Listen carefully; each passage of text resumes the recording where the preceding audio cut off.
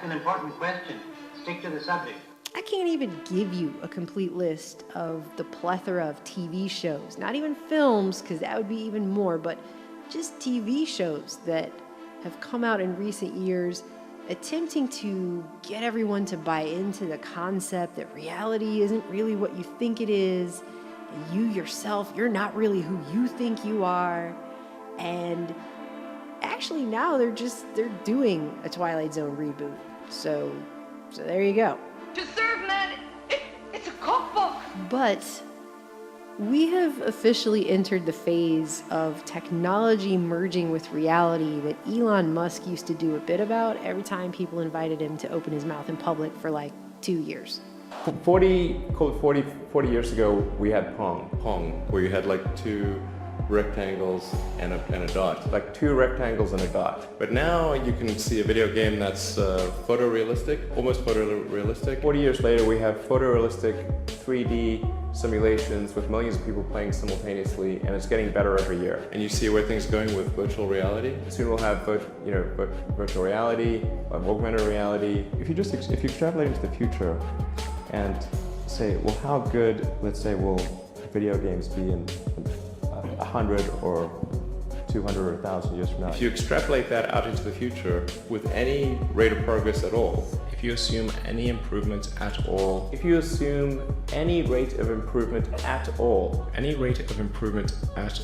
like even 0.1% or something like that, any improvement, 1%, 0.1%, then the games will become indistinguishable from reality. Then eventually those games will be indistinguishable from reality. Beyond a certain resolution, indistinguishable from reality. Just indistinguishable. If it's so realistic, you will not be able to tell the difference between that game and the reality as we know it.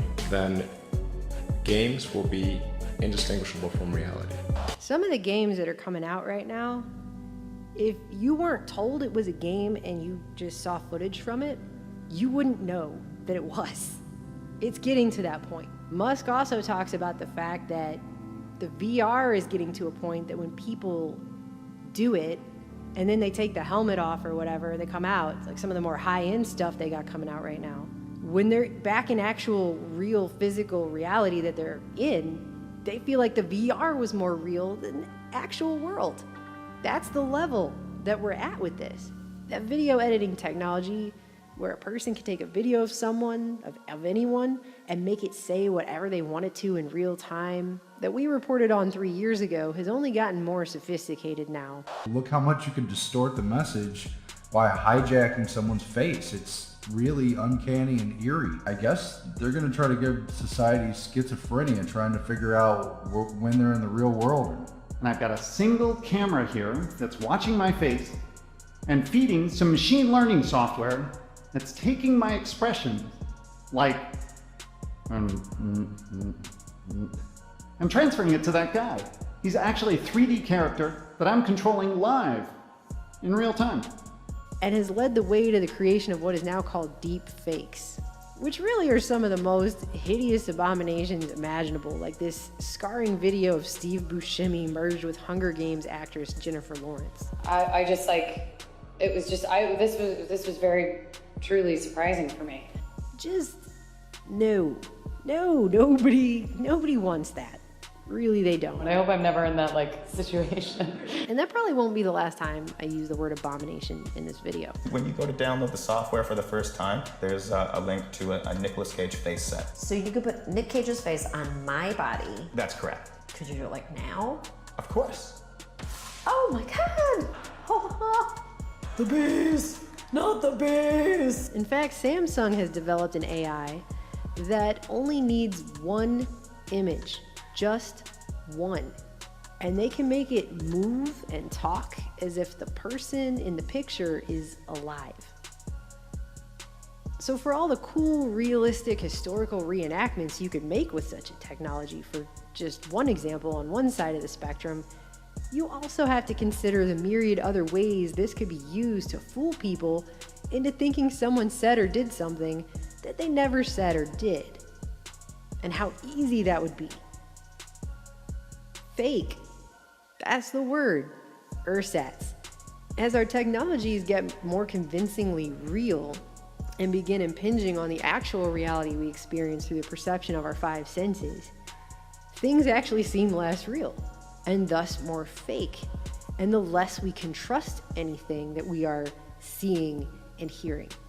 A few years ago, AI began its foray into journalism, writing stories for major news outlets like the Associated Press and the Washington Post, just to name a couple. And the AI does it so well that most people can't tell the difference. So you have untold thousands of people every day reading stories written by computers, and they don't even know that they're doing it. Well, back in February, it was announced that Elon Musk's nonprofit OpenAI developed a text generator that's so good, they've declined to release it publicly for fear of misuse.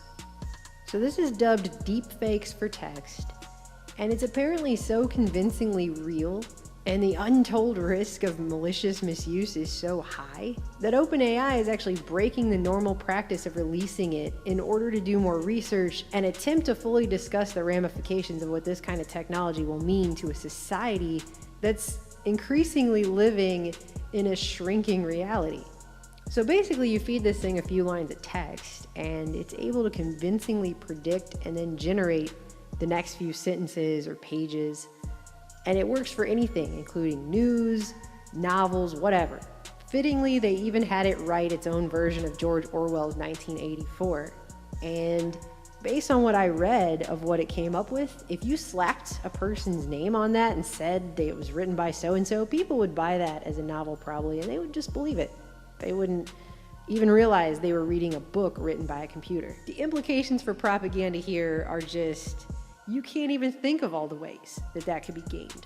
How ingrained and how connected and interconnected is this technology going to be in our life? It will be, at some point, indistinguishable from reality. And speaking of Joe Rogan, the AI for generated speech has become much, much more advanced since the late 90s when it was first announced publicly that scientists at the Los Alamos National Lab were using clips of our military members to generate realistic sounding fake speech. So here's a computer generated clip of Rogan saying things he never actually said. Hey Joe Rogan, it's me, Joe Rogan. Please come save me, man. These artificial intelligence guys have trapped me in a machine. How many people do you think would be able to tell that that wasn't really him speaking at all? So there's that.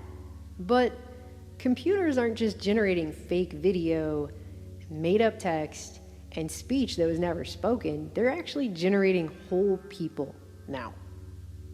So this website is called This Person Does Not Exist. And the AI here is called a generative adversarial network, which has apparently only been around publicly since 2014 that we know of. But their stated goal here is to synthesize artificial images that are indistinguishable from authentic images. They trained an AI by feeding it lots and lots and lots of pictures of people, and in just 2 weeks, it was able to come up with some pretty convincing pictures of human beings that they look like real people, but they don't actually exist. None of these people that you're looking at right now actually exist. None of them. And sometimes you can tell if you look real close or you pause it and stay on it for a while, but many times you can't. And I think if the average person was told that this was a real person, say on a newscast, for an example, and a whole backstory was given to something that happened to this person, they would likely accept that because, let's all say it together, we accept the reality of the world with which we're presented. It's as simple as that. They conclude by saying that this is groundbreaking because, quote, it not only produces high quality and realistic images, but also allows for superior control and understanding of generated images, making it even easier than before to generate believable fake images. And they've done the same thing in other areas. You have AI that's attempting to create cats, and at least the computer is failing so far at making cats, and really just makes these H.P. Lovecraftian eldritch abominations. I don't even know what half of these are, if not creatures who disregard all natural laws of the universe as we understand them, otherwise defined as grotesque mockeries of reality beyond comprehension, whose disturbing otherness cannot be encompassed in any mortal tongue. take everything back around full circle to the Samsung AI I mentioned earlier, which can take an image and make it talk, just one image. And what you have is artificial intelligence so advanced that it can now, in 2019, generate a completely fake person who does not exist and make that person talk. And most people will have no idea they're looking at someone who never existed saying things that were never really said. That's just the technology that's been publicly released that we know about. So what we're talking about here is total technological control in a way that I don't think the average person can even fully grasp the level of. The 5 sense reality can be manipulated, just straight up. And so we're gonna live in a world where seeing is not believing. And if you're somebody who relies solely on that kind of principle, you're gonna be trapped in this matrix that they've been building for decades. This is what our film, The Minds of Men, is actually about, the world we're living in today. They've built this whole structure that they've placed over the natural world, and they can bypass your senses with it. Literally. That's what it means to say a world where you can't tell the difference anymore between reality and what that is and this matrix. It's so realistic, you will not be able to tell the difference between that game and the reality as we know it. And it's not a coincidence at all that all the movies and TV shows that you're seeing come out right now are just right there to reinforce this idea to you that reality is not what you think it is. You aren't who you think you are. There's a hidden secret you haven't been told about everything. It's all coming together. There's a reason people refer to this as spiritual warfare.